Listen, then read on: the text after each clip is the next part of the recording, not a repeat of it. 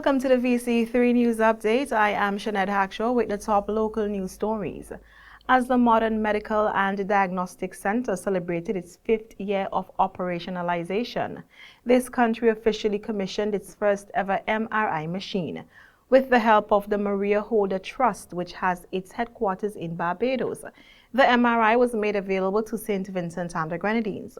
Over $120 million has already been spent by the St. Vincent and the Grenadines government in Chile Village, Georgetown Health Infrastructure.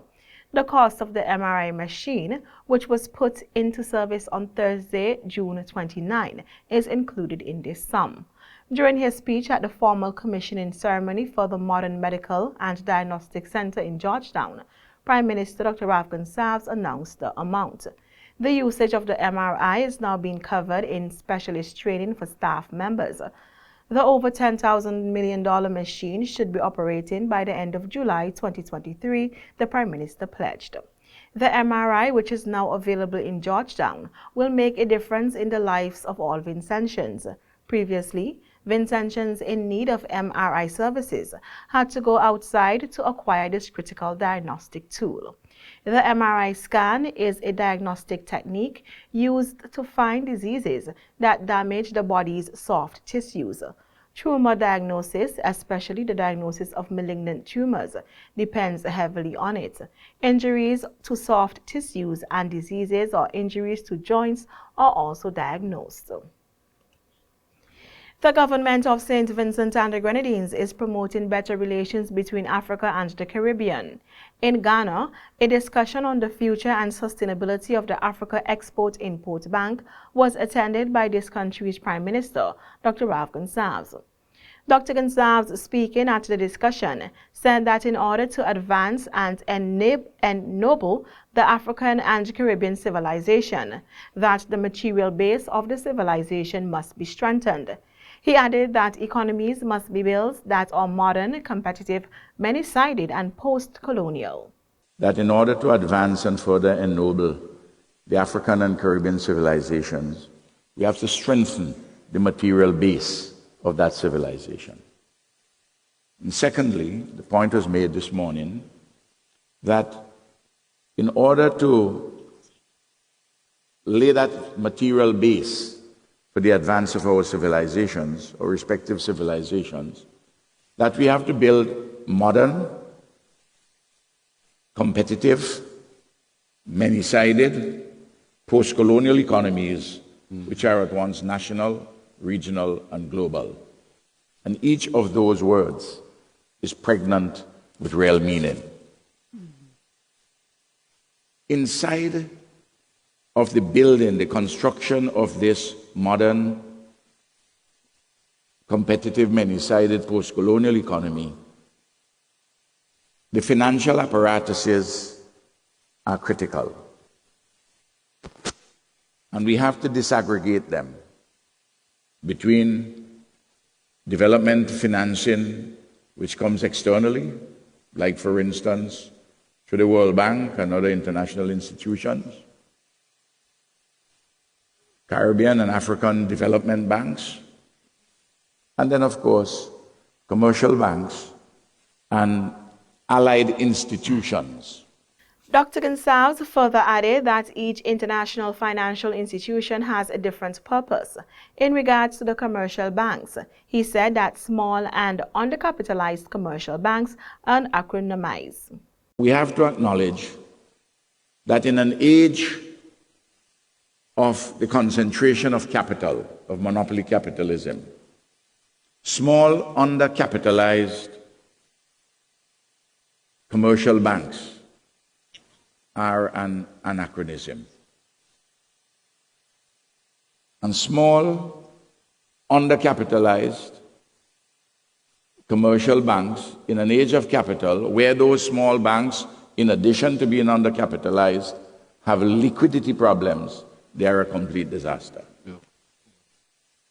So it is important that across the Caribbean and across Africa, where these small undercapitalized banks are, you have to have an amalgamation of these banks in order to be able to have the requisite level of capital. According to the Prime Minister, the Africa Export-Import Bank has an asset of $32 billion. He said that small commercial banks must be regulated, and it is equally important. We come to both the development bank and particularly commercial banks. How do we regulate them? The regulation is very important because people, when they put the money in a commercial bank, they want to know that it's not going to go belly up, that their savings are protected, which means you need to have proper central bank regulations.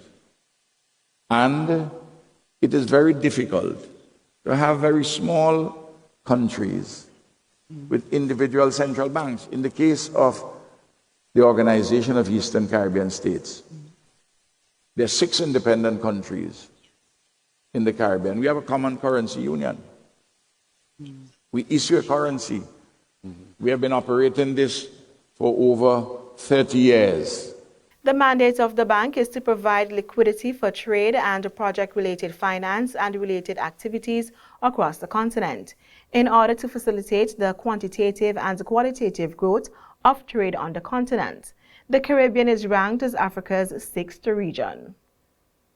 In more local news stories, in the upcoming academic year, the St. Vincent Grammar School will provide agricultural science to its pupils as a component of the CSEC curriculum. The Zero Hunger Trust Fund and the school have agreed to a memorandum of understanding, which makes this feasible. Hugh Collins Sam, headmaster of the St. Vincent Grammar School, and Sophia Horn de Beek, director and chief executive officer of the Zero Hunger Trust Fund, signed the MOU on Monday, June 26. Sam said that there have been conversations about teaching the topic at the school for a while, and that he was looking forward to the execution stage. He thanked the Zero Hunger Trust Fund for supporting the proposal and added that agricultural science will have a long-term place in the curriculum of the school. More than 100 pupils chose agricultural science as their new academic year's topic, the headmaster added. Sam said the financing is there, the interest is there, and the human resource is there. Michael Burke, the permanent secretary in the Ministry of Education, was present for the signing. And finally, in our local news stories, St. Vincent and the Grenadines will join other member countries in staging the 2023 CARICOM Day Open 10K and 5K event this Sunday. The Caribbean community is this year celebrating its 50th anniversary. To commemorate CARICOM Day this year, which will be celebrated on July 4, member countries Grenada, St. Kitts and Nevis, and Antigua and Barbuda have announced public holidays, while Barbados announced a one-off holiday on July 31 to mark the occasion. The activities to mark the Golden Jubilee also include digital exhibition in member states, the 45th meeting of the Conference of Heads of Government of CARICOM to be held in Trinidad and Tobago, cultural performances, the Secretary General's Regional Visual Arts Competition for primary and secondary schools, the CARICOM Chairman's Debating Competition for higher education institutions in member states, and an entrepreneurial competition for innovative ideas from the youth. Those are our local news stories. Continue watching on Channel 114 for regional and international news, to be followed by the VC3 Sports Update with Chalissa Anton.